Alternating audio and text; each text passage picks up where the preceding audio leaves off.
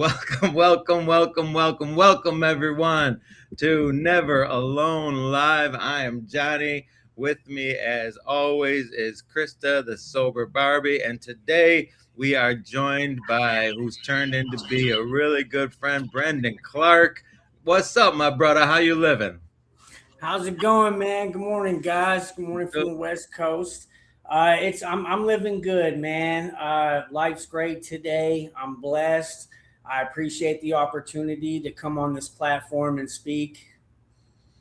Well, we are excited to have you, and I'm excited. And it's good. Krista goes. I don't know how everybody's screen looks, but Krista's in the middle of mine, and she's like the go between because the trash talk it gets deep, and you never know where. You never know why you look. She's like the angry mom.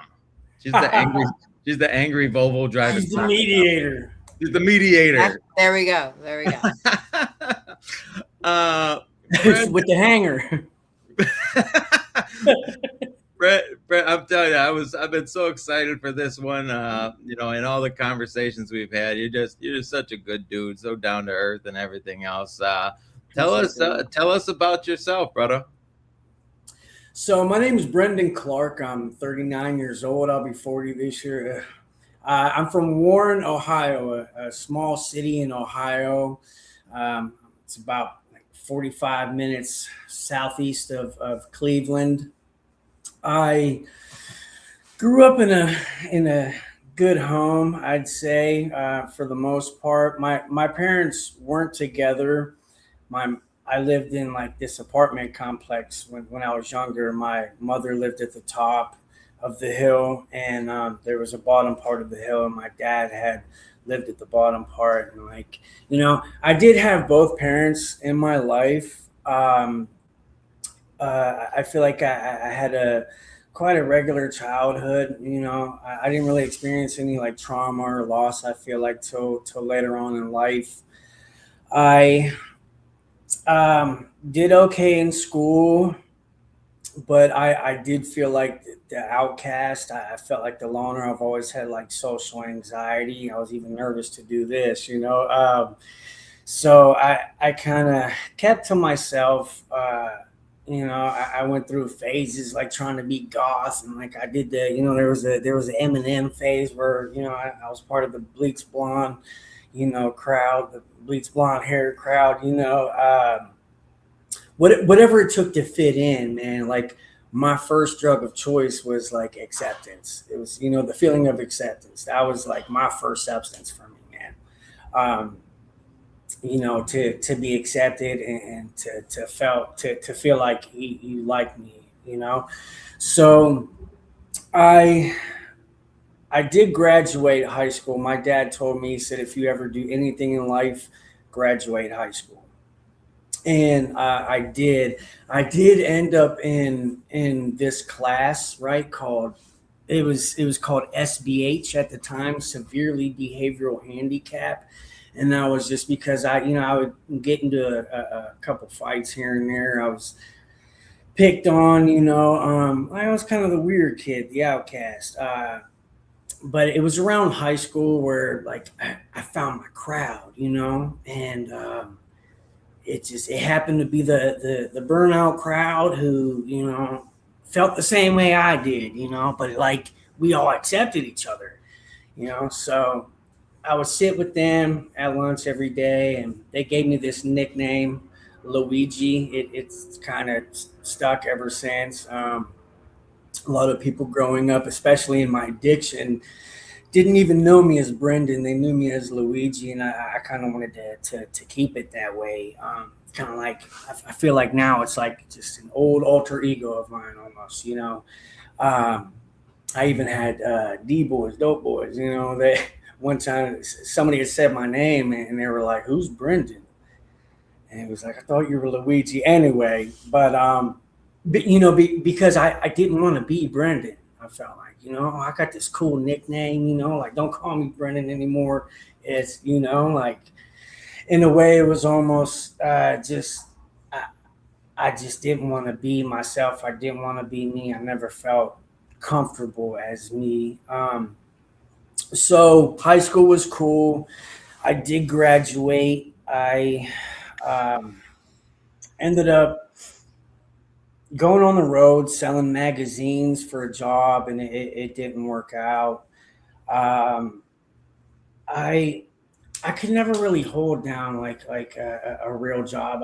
I feel like I had been on Social Security growing up for, they said I had ADD, ADHD, and depression and all that. So they had put me on Social Security, and I lived off that, most of my life. And it was always a crutch for me, especially in my addiction. That Social Security check would be gone in 3 days, but, you know, it was what I had. It rarely bought me my necessities.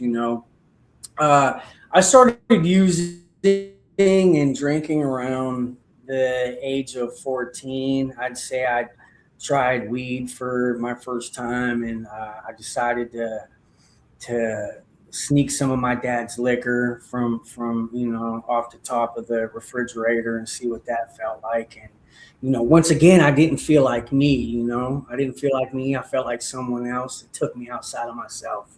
And it was just like, oh man, I have arrived. This is me. I can talk to anybody. I feel great, and other people are doing it too, especially the older crowd. So this must be like maturing and adulting and growing up, and it actually is, partying, but it's not the case at all.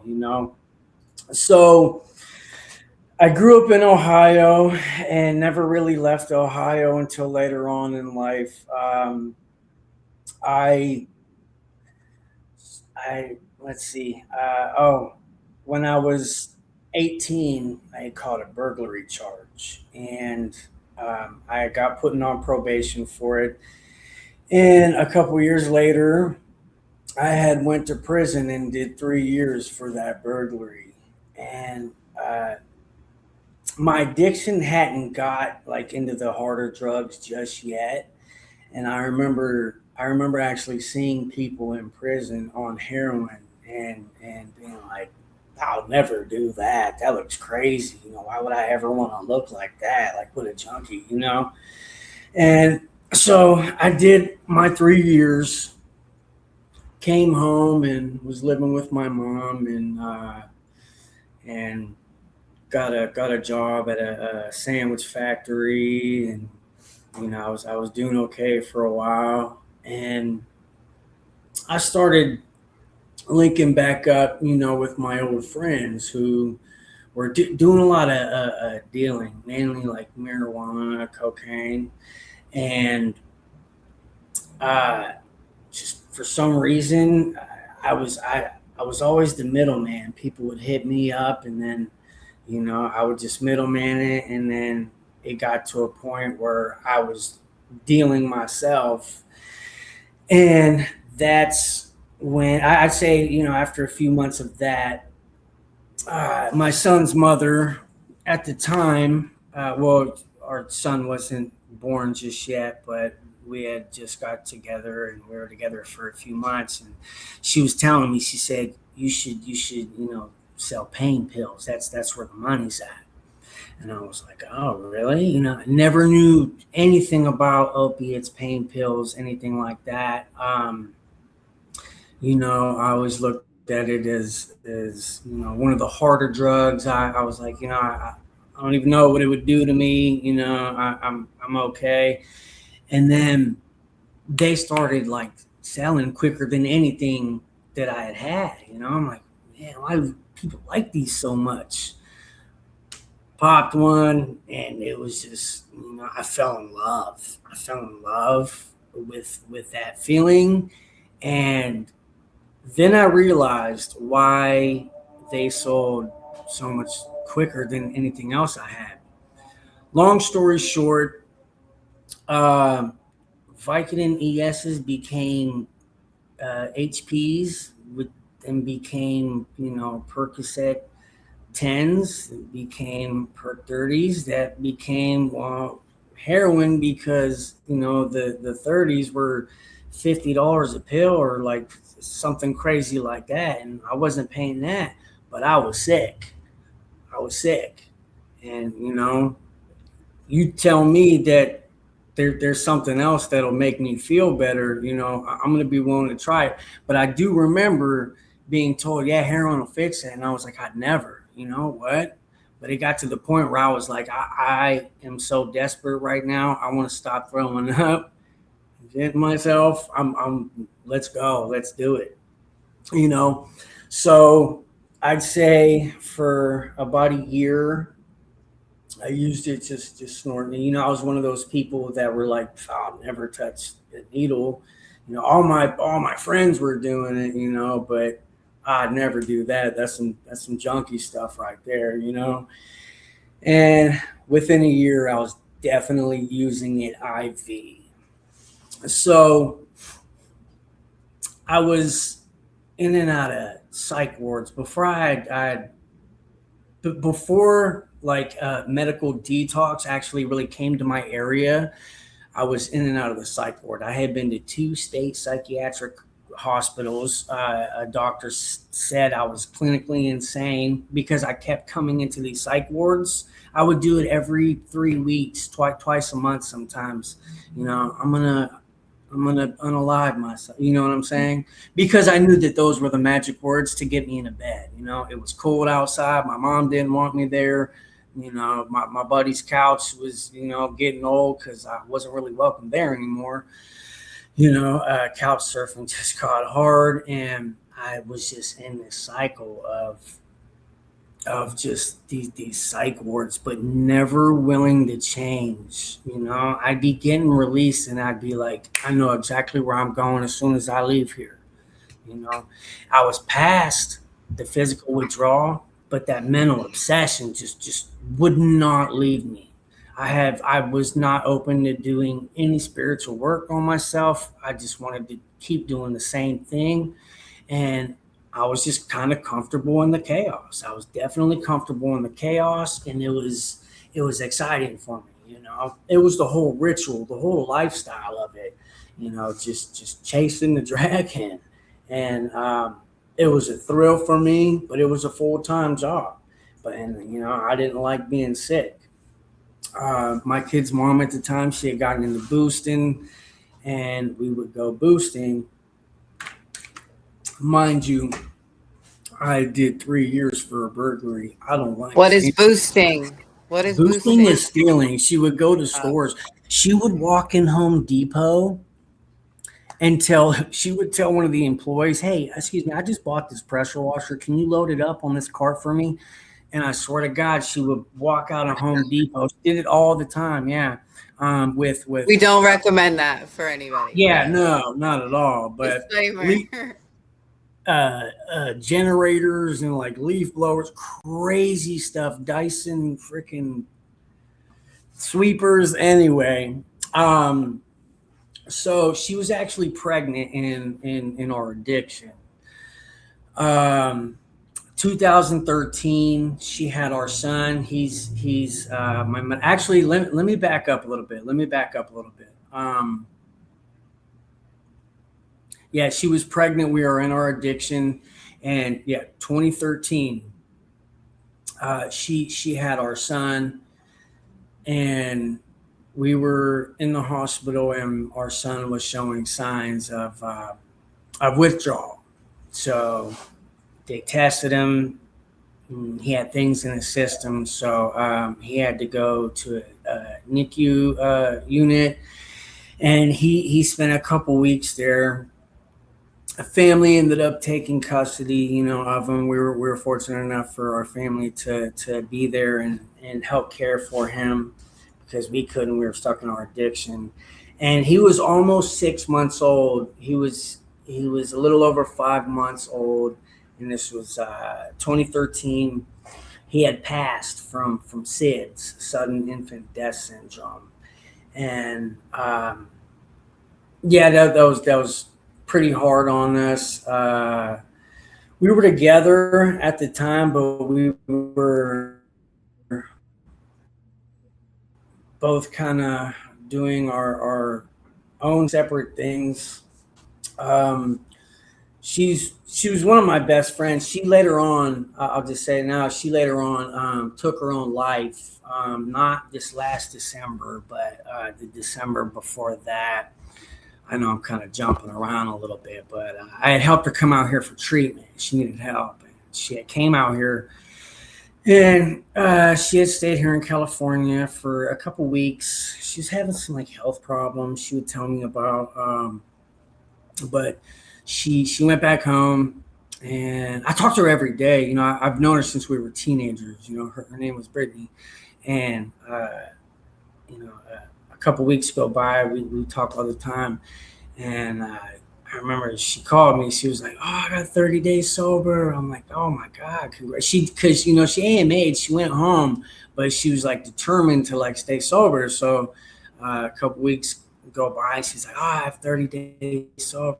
You know, I'm like, "Oh my God, that's so awesome." And I'm not sure what happened, but I don't know, maybe like 3, 4 days later, I found out she took her own life in her mother's garage. Her mother found her. Um, so yeah, and I had to deal with that sober. That was just a little over a year ago. Well, a little over a year and a half ago now, something like that. And I still deal with that. I'm still not okay, you know, from that. But fortunately today I have people that I can talk to, you know, and I have people that even like relate in some ways to that. So like I definitely have support today. I didn't let that, you know, take me down into, you know, I mean, it put me in a dark place, but I couldn't let it take me out, man, you know. So, and I've definitely been doing therapy like since then. You know, therapy is important. You know, men's mental health is definitely important. I don't care if, you know, I don't care about that all that masculinity stuff like screw therapy. No, like men's mental health is definitely important. And if you're struggling, man, talk to somebody, dude. Like I look at mental health, you know, I had already looked at mental health in a specific way, but like, you know, after that, it's just so much more serious to me, you know. And even before that, one of my best friends, a couple years back, he struggled with mental health issues. I know I'm kind of jumping around here, but yeah, one of my best friends struggled with mental health issues, and long story short, a SWAT team gunned him down because he thought people were imposters, and he had his family at gunpoint in his home and everything. Dealt with that sober. Had to fly home and go to his funeral on my 1 year clean. You know. So anyway, back in Ohio, in my addiction, son just passed. I finally found a medical detox, and you know, with comfort meds and some therapy. So I found an actual like detox with, you know, substance abuse treatment, and around 2013, you know, maybe 2014, and I had been to meetings before and everything, but I didn't utilize them. Like I just kind of cared less for them. But it was then that I got introduced to the rooms of recovery. And, you know, I was in and out for a while. My first son, so I have 3 children, 3 different women. My first son, he's 18 now. Well, in 2016, my mother helped take care of him because when he was young, he was a baby. You know, the mother and I, we weren't together, and she just wasn't able to care for him. So my mom kind of took custody. I went to prison around that time also. That's when I did my 3 years. So anyway, 2016 rolls around, and I'm about 90 days sober. I'm in a sober living house in Youngstown, Ohio. My mom was back from Florida with my son. My mom was so sick of my son and I's mother's actions and addictions, she decided to take my son and move to Florida for, I think it was like a year or so. And Dad came back around 2016. So in 2016, they were staying in the Youngstown Rescue Mission, a homeless shelter in Ohio. And I was staying in sober living. I would talk to his mother here and there. She was doing her own thing, and I was in sober living doing my own thing. But I would always try to make sure she was okay. And I remember she had just got out of jail. She was like, "Oh, I got 30 days," or it was like 30 some odd days because she had done a little jail stint. And I was like, "That's awesome," And I said, "But listen, like, people are out here dying, so like, stay sober, don't get high." She's like, "No, I don't ever want to go back to that."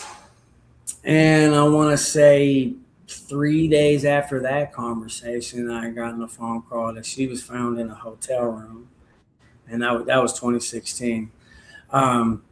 Passed from fentanyl poisoning.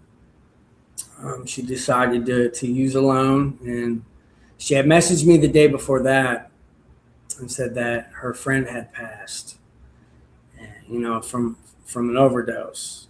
And I was like, "Oh my God, I'm sorry." And she didn't reply. And then it was the next day I found out she had passed. So that was 2016.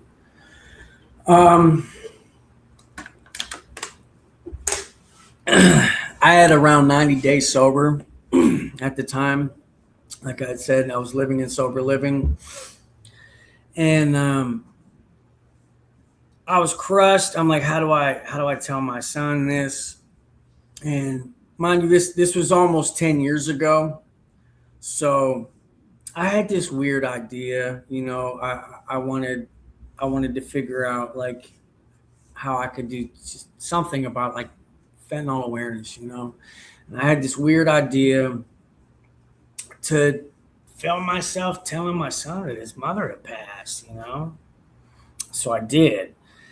And he asked me how, and I said from drugs.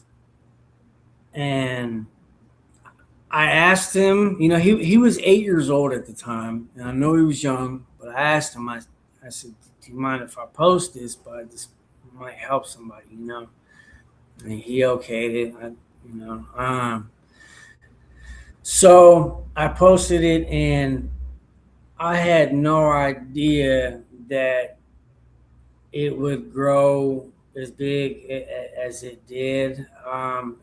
Mainly because it was controversial. I didn't like really think of this at the time, but like this point of view, but people said that I exploited him for publicity or clicks or likes and stuff. And like, that wasn't the case at all. But a lot of people seen it that needed to see it. And I started getting flooded with messages from people saying, "Hey, my daughter's seen that and she went to treatment." I've had people message me and say, "Hey, I just got out of detox. I went straight in as soon as I watched that video." Some people tell me that they've shown it, in groups at treatment centers and stuff. Like I said, it was real controversial. And it grew really big, and it did get a lot of support also with that hate. And I think at the time, it kind of like created an ego almost a little bit too, and I felt important. I'm like, people notice me now, and I was still acting on those same behaviors and patterns and stuff. I wasn't using at the time, but like, I strayed away from my program. I'm like, I got this. Decided I could move out of sober living, decided I could get in a little apartment and just, let whoever come over. My buddies from the sober livings would come over and play cards, but I had a friend at the time. I was helping her out. She had got kicked out of sober living. I'm like, yeah, just don't get loaded. You can stay here for a bit. Just don't get loaded. And she ended up getting loaded. Of course, I see it. I'm like, oh my God, that looks great. And through about probably maybe, I think maybe 6 months out the window and back into my addiction, I went. Um, because I still wasn't ready to change. I was still king baby. I was still, main character, man. I was still not willing to work on those character defects and the things that I knew were taking me out. So I struggled for years in and out of my addiction, and I went to Florida twice. I remember I had the opportunity to go to Florida, and I did this twice and left AMA, every time to come home because I wasn't ready. Uh, let's see. In 2021, I was strung out and I found out I had a bone density deficiency because I broke my leg. It was like an almost fight. It wasn't even a fight. I remember I was ducking what I thought was going to be a punch and my leg snapped. Long story short, went to the hospital, found out I have what's called osteopenia. It's the beginning stages of osteoporosis. I have to prevent it from turning into osteoporosis, like by taking calcium supplements, vitamin D, and all of that. So I ended up losing like a portion of my leg. I'm really supposed to wear a brace. I don't have the muscle in my leg to like lift my foot up. I can push down, but I can't like lift my foot up. But I'm defiant, so I kind of gave up the brace, and I walk okay. I walk pretty normal, I guess, for the most part. But that was a struggle for a while because I went to a nursing home. I decided it was time to get clean, again. And I was in this nursing home, and I was there for a couple months. And recovering from this injury, I had also caught an infection in my leg while I was in there. I had to be on IV antibiotics, and came home from that and went back to mom's. No structure, my mom always loved me, but I feel like sometimes she would love me. She would have loved me to death. She did show me hard love and tough love, and there was times where she would not let me in her house at all.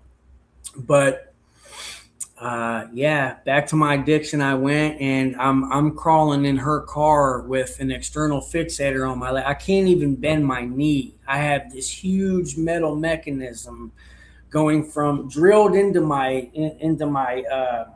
my, what is this, your femur, my thigh bone, going down to my shin. And I'm supposed to be in bed, and I'm taking mom's car to go cop, at 1 a.m.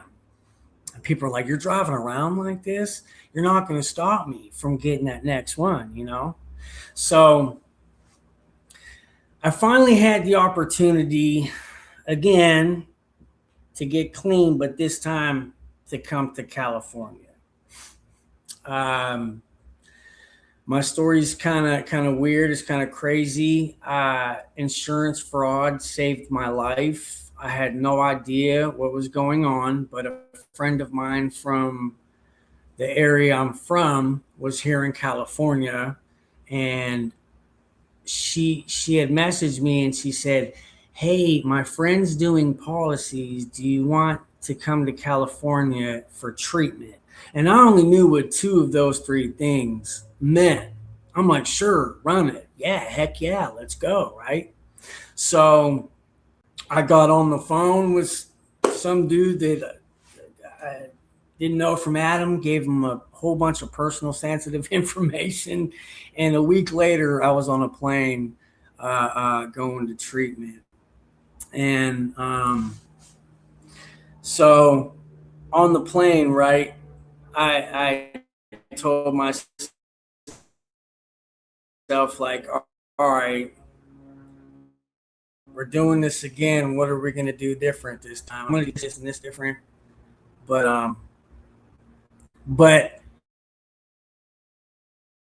I started putting, like, there word I'm looking for, like, stipulations. And I'm like, all right, well, if I'm going to do this, freaking Danny Trejo or Anthony Kiedis is going to be my sponsor. It's going to be somebody famous because, you know, I'm special, and, you know, I'm gonna do this my way, and still a lot of ways. You know, I was like, this is how I'm gonna do it. You know, I might even do Suboxone or go to a funny, friendly, sober living, some shit like that. You know.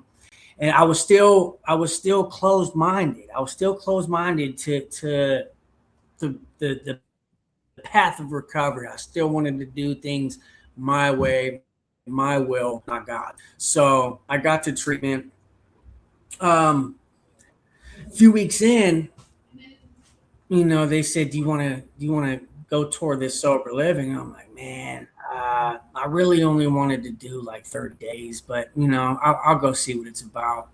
So I went and toured it. And while I was there, I was like, hey, you guys are you guys like MAT friendly? You guys? He was like, no, zero tolerance. I'm like, oh, okay.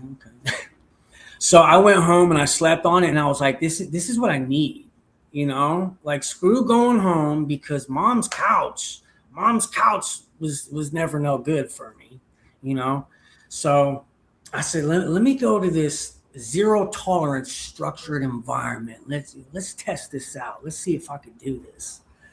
So I ended up started going to PHP and doing groups, doing therapy, and I told myself I was going to take this thing serious. I found my sponsor probably after detox, like my first week of going to meetings. I knew to talk to people. I knew to get phone numbers. So I told myself I'm going to talk to at least 2 to 5 people, and I'm going to get phone numbers, get my name out there, get their names, you know, introduce myself, get myself out there in the rooms. And that's what I did. I would get phone numbers every meeting I went to. I found my sponsor, and coincidentally, his sponsor is Danny T. So Danny T's my grand sponsor.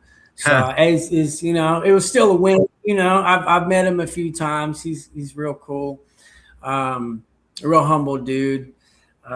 So yeah, that was cool. But I told myself, all right, dude, it's time to step out of my own way. It's time to, like, stop letting Brenden take the wheel, and, like, just, like, let my hands go, let Jesus take the wheel, you know? So I started following suggestions when they told me to put my phone down in group, or keep my phone away in the meeting. I do that. I wanted to hear what you had to say. I shut up for a little bit, because when I'm running my mouth, I can't hear what you have to say that might better my life. So, you know, with that repetitive pattern I had in and out of the rooms, I knew to just shut up this time. I used to be the guy in the NA meeting reading how it works, not even looking at the paper. And then my sponsors texting me like, have some humility, bro, you know? So, yeah, did all the basics, man. Got the home group, got the sponsor, got the phone numbers, got the commitments. And I'd say I was a little after around 60 days, coming up on 90 days sober. I decided to get me a little BHT job, and I started working in treatment with a little over probably 60, almost 90 days, something like that. I don't recommend it, you know, but I had a lot of friends that worked in treatment that said, hey, Brenden, listen, I know you want to work in treatment and all that, but just remember that you're not supposed to make it your recovery. So just make sure you don't make it your own personal recovery. And I held on to that, you know. I definitely I held on to that because it was more than one person that told me that. It was quite a few people, you know. So I definitely stuck with that. And, you know, besides working and going to groups, I definitely went to meetings, and you know, I started my step work with my sponsor. So uh yeah, I want to say I moved out of sober living after around a year. I started renting a room, and you know, I continued to work in treatment.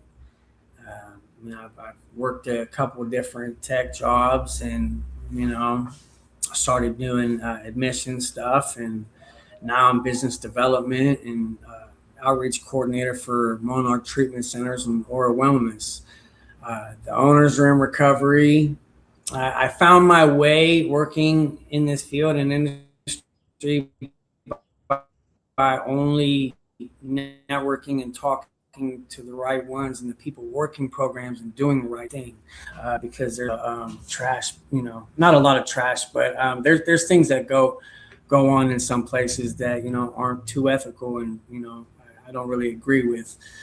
So I definitely wanted to keep my name and my face card in this industry and in this field just clean, and keep a good rapport with people. So I stick with my recovery group, and you know, I go to meetings with them whenever they share. You know, I show up to the meetings to hear them share. Um, life's good, man. I had to honestly get out of my own way. I had to. So after working in treatment for a while out here, I was able to finally hold down a job. I didn't have that sketchy insurance anymore. I didn't need it. I was able to stay sober. And after working for a while, I was dedicated. I was so dedicated that, you know, I made sure I got to work. I showed up. You know, I wanted to make sure that, like, if I said something, I was going to do it, that I keep my word. So I try to show up to anything I arrived to early. Um, while working, I took the bus. I would walk, I would take the bus. I had a job in Bel Air that I would take the bus.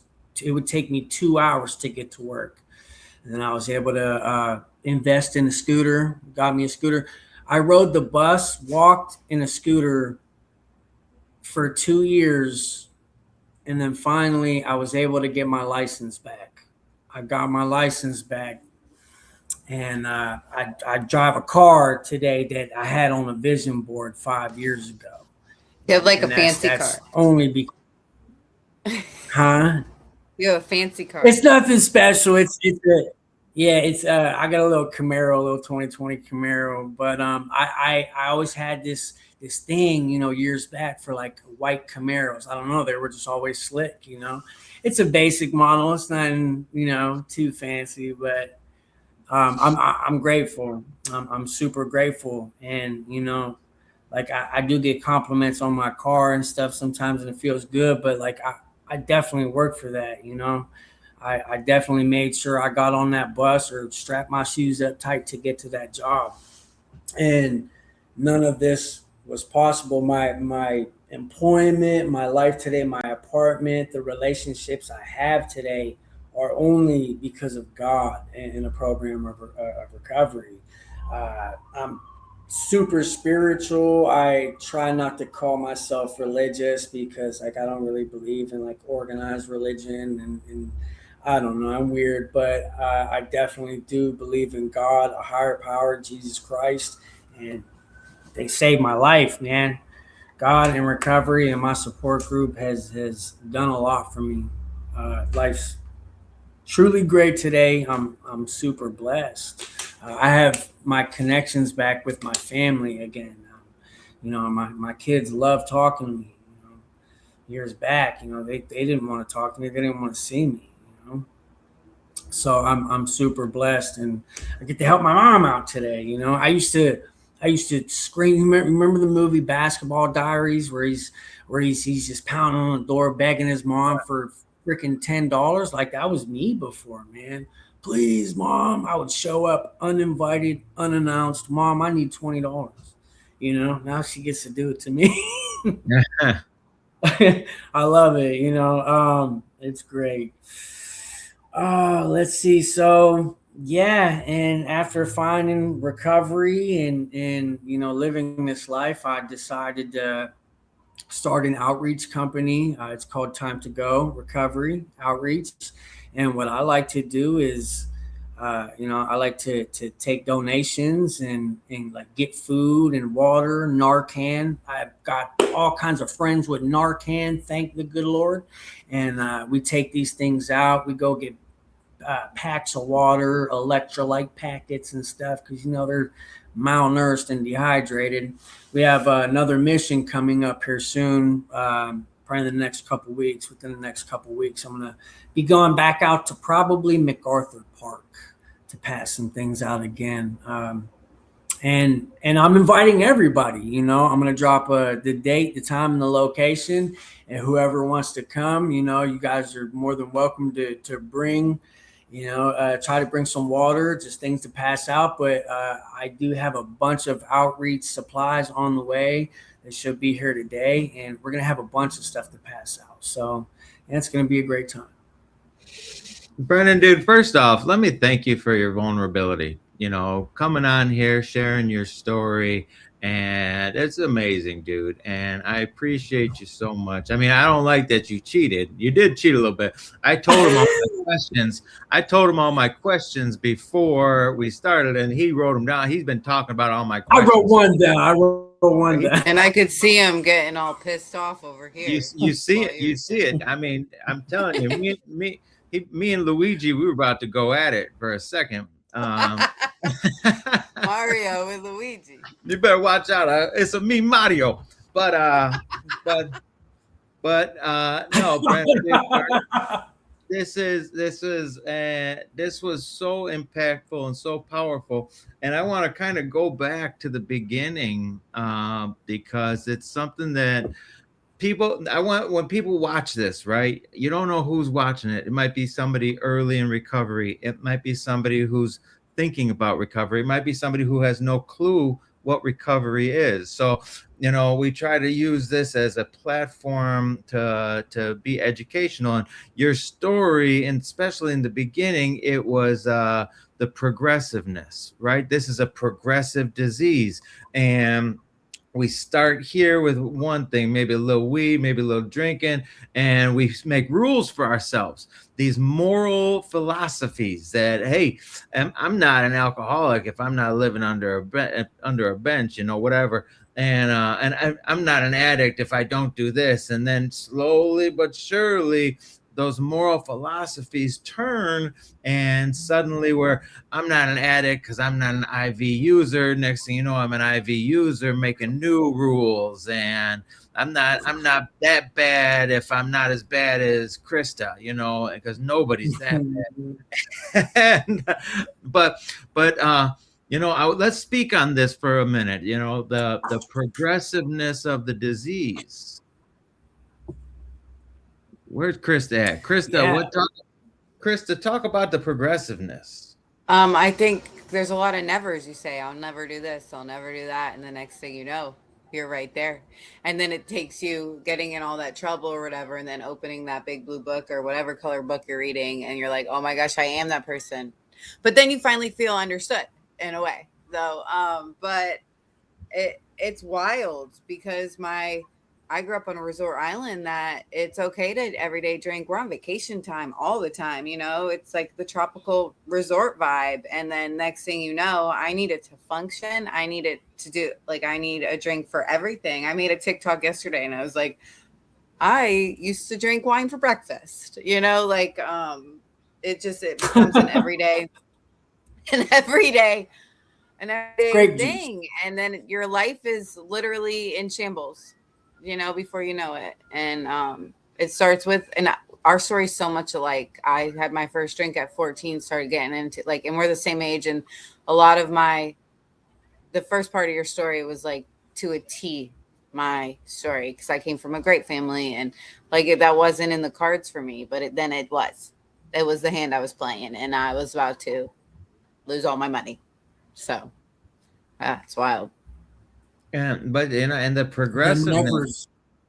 The progressiveness, nevers. I mean, it just grows and grows and grows. But just like the progressiveness with our disease, you know, and we can talk negative all day long, but what about the progressiveness of our recovery? Nobody comes in and poof, you're recovered. No, it's a kind of, it's a, you know, we Mm. go progressively down with our addiction and our isms, but then we get to go progressively up. Now it don't start up here, it starts down here. And but let's talk about that. Let's focus on that. Brenden, tell me about your progressive recovery. My progressive recovery. So, like I had said, I was still closed minded. I wasn't even like all the way even open minded yet. I feel like to doing the things suggested and that I would have to eventually do. So I was still closed minded, and I I still wanted to do this, and this my way. But I'm open to doing this, right? And then progressively, I was seeing that like maybe if I take these suggestions, things do get better, and like life will keep going on. It's only going to better me. It's only going to be for the better. So why not?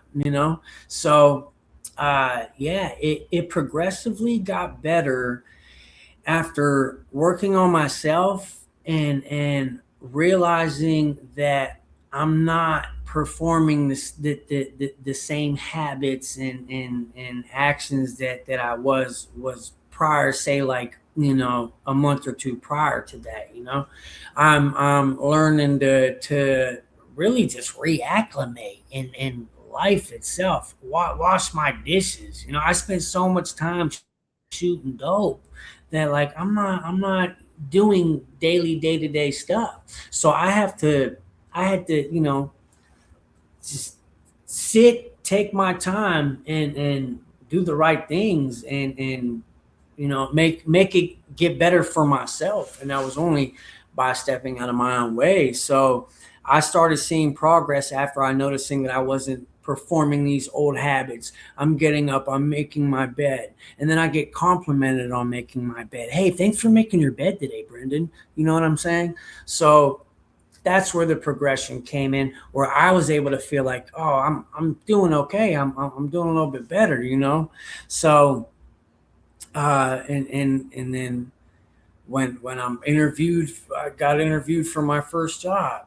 Okay, I really like this. Yeah, I'd like to move forward with this. There's some progression right there, but it was staying in those moments though where I felt like I was completely stagnant. Nothing was going to get better because my brain will tell me that things aren't going to get better. Things are going to either stay the same or they might even get worse, Brenden.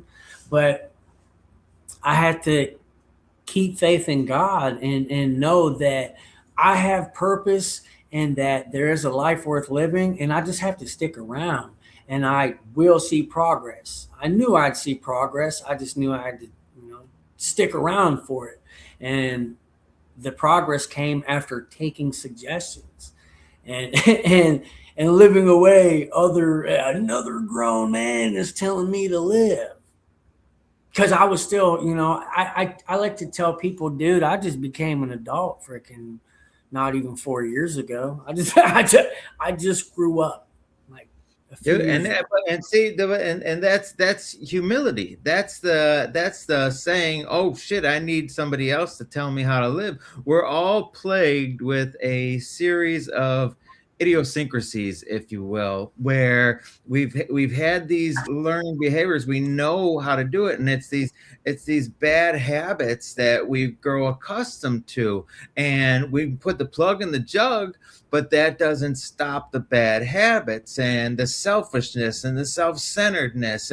And first off, being aware of all these things is the key, but then seeing how other people do it without them, oh my goodness, it's a revelation, holy cow, you can get by the whole day without lying. Wow. How do you do it? How do you do that? Why would you want to do that? We have to see it in front of us, see people living this life. I mean, it's it took it, dude. You want to talk about open-mindedness? It took me 20 years being sober to eventually be open-minded to religion, and now I've been baptized in Jesus Christ as my Lord and Savior. But it took me 20 years being sober to do that, to get there.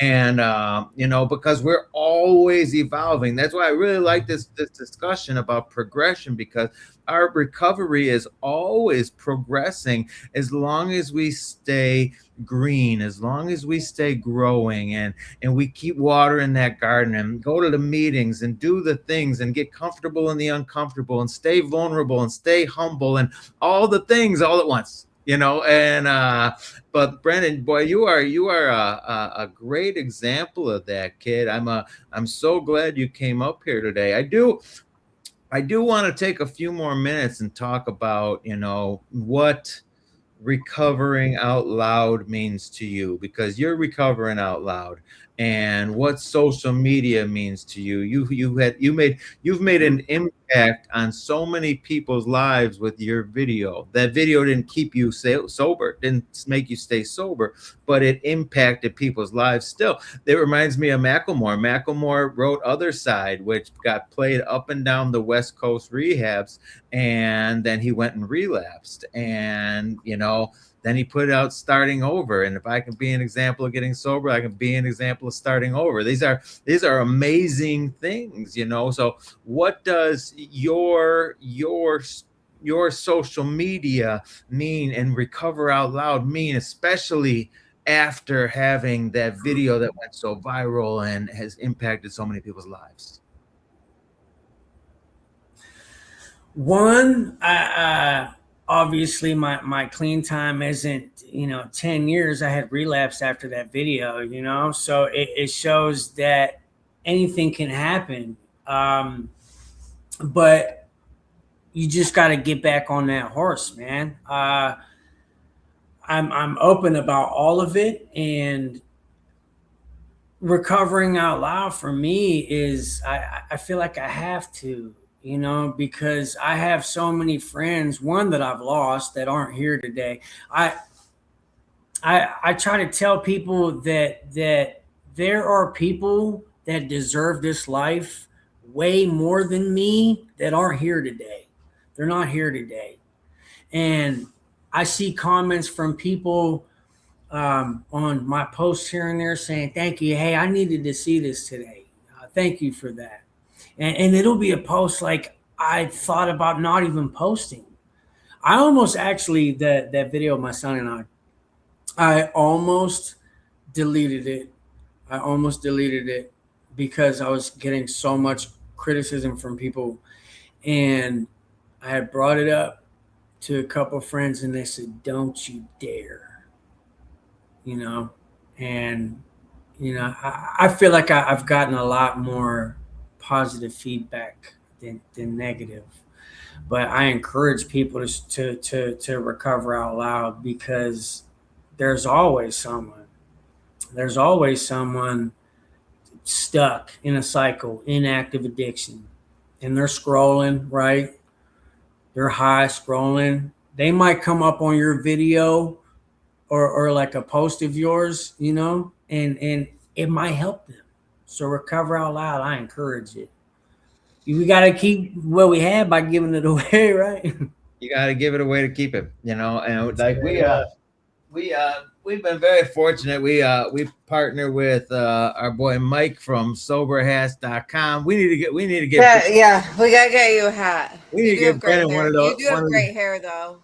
I'm telling you, he probably wouldn't wear it because we don't want to mess up the gel and the. Don't be jealous. Okay. No, I wear it. I almost wore a hat for the interview. Okay, it took him 3 hours to get that thing ready today for this video. At least he's got some. Dude.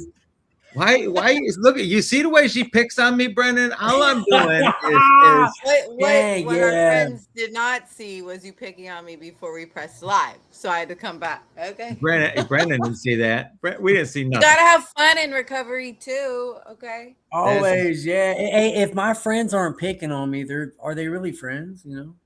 Right. I'm Right. telling you, dude, I'm from the south side of Chicago, baby. Trash talk is my love language. When You're right, right, right. if I'm not trash talking them, then you got to be concerned, you Then you know. should be worried. That's Yeah. when they need the concern to come out. But dude, for real, this has been so great, Yeah. and we put all of your links into the comments. So we've got the links for Time to Go. We've got the links for your personal pages. We even put a link in for soberhats.com. Thank you, Megan. Megan's our producer in the background, making this stuff happen for us. Thank you, But Megan. but Brenden, dude, this has been so awesome, and thank you again. We're gonna have you on here again because Yeah, we do. I feel like you're an onion. You got so many layers and stuff that you're doing, and with besides just the you work in the treatment center. You work in with Time to Go. You're doing philanthropic things. You're out and going to MacArthur Park and dropping off things for people that are using the homeless, yada. That dude, that's awesome, man. And God's got big plans for you, kid. I don't know what they are yet, but they're big. Yeah, and you're involving your kids in it too. Like earlier, my 4-year-old goes, "Mama, remember we help people?" And I'm like, it's clicking, and you're kind of helping the next generation in that way too. Yeah, I But brought my son with me on one of our missions to pass stuff out. He wanted to come out. He was like, "Can I come?" I was Yeah. like, "Absolutely." Yeah, and no age is too young in today's world. I don't think so. Because Yeah. it's just that's evolving so fast and we Well, got to keep them I mean, equipped. there's people out there his age, damn near even. Yeah. Yeah. You know? and by Yeah. by involving our children in our recovery, involving them, this is how we go about breaking the generational curses of the past. This is how we do it. My kids know my recovery. My kids know Dad goes to All right. meetings. They Yeah. they see us on the Tiki Taki. Brenden don't want to come and hang out with us on the Tiki Taki. I'll But I send it mean, He will. over. He will. Can we shout out Justin in the comments because he's the one who told me about Brendan. Yeah, Justin my boy Harris. Justin Harris. Yeah. Yeah, my Yeah. boy, The man. He gotta Healing come on this Project. thing. You guys gotta we get love him on John. here. Wait, I'm telling you, he's over in the comments right now, throwing heat at me, talking trash. That's how Is we he? know I can't see the comments. I'm on the. Hold on. we're gonna get Justin up here. We've had a bunch of Oh, I people, can see. Oh, I wasn't even on the Instagram. The Instagram feed. but Yeah. yeah, we're I gonna was get on the Justin stream on bar. here. Well, you know what? Maybe we'll get Justin on here and we'll have you on here too. You can ask him all the questions, Yes. and All maybe right, Yes. you he'll down? cheat. Let's go. He's gonna cheat and write down all the questions too. I want to thank everybody for This is tuning great. in. Thank you for tuning in this week. Remember, you're never alone, never again. Reach out, reach out, reach out before you make any bad decisions. God loves you, so do we. And Brenden, thank you again for coming out and sharing your story with us. And Thanks for I'm having looking forward to a long relationship, my brother. me. Of course. Yes. Y'all have a Likewise. wonderful day.